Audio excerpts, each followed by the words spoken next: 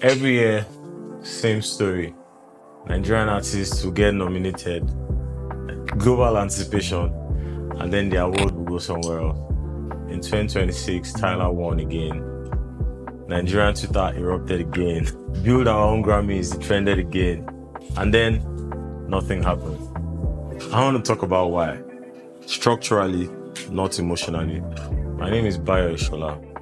I'm an entertainment lawyer, host of AfroPop Law. And this conversation about validation, about awards, about who decides what excellence means to us in African music, is the type of conversation that we need to have.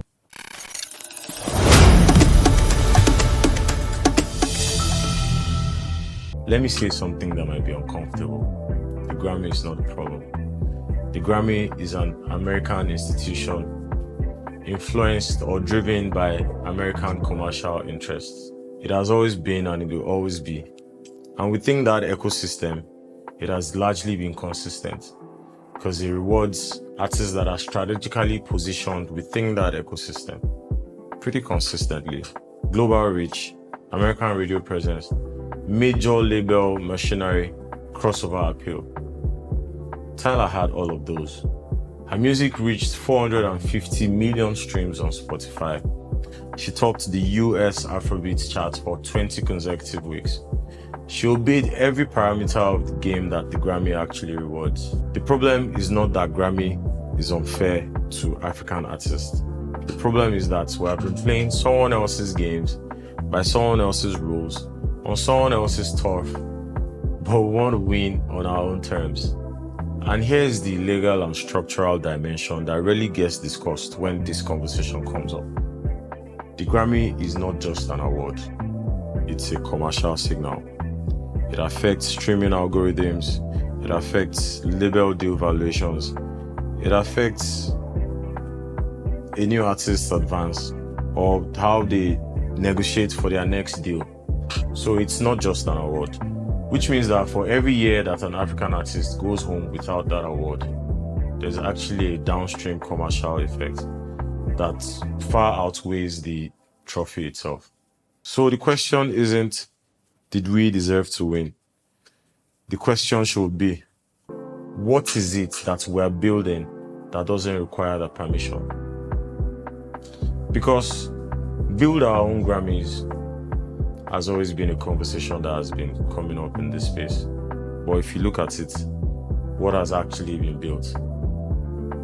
AFRIMA exists, the Headies exist, the All African Music Awards exist, but none of them carry the same commercial weight that the Grammy carries. Not the same algorithm pull, not the same effect it has on label deal valuations, not the same effect it has on sync licensing, for instance. And the reason they don't carry that much weight is because we're yet to build the infrastructure around them to make them matter commercially, not just culturally. It requires investment, it requires governance structures, it requires international media partnerships, it requires us to treat our awards as commercial assets worth building and not just ceremonies worth attending. This is actually my honest assessment. African music is producing the most globally competitive sound that it has ever produced. The talent is not the problem here. What is in question here is whether the institutions that we're building around that talent is whether they're serious enough, structurally sound enough, and commercially sophisticated enough to translate that cultural dominance into institutional power. The Grammy will keep rewarding what the Grammy rewards. Our job is to build something that rewards what we actually value and to make that matter commercially, not just symbolically. I'm Bayo Ishola, entertainment lawyer, host AfroPop Law, the show that sits at the intersection of African pop culture, contracts, and power. If this conversation resonated with you, subscribe, share, and bring someone into the conversation who deserves to hear this. Because the boardroom is where the legacy gets built, and that conversation starts here.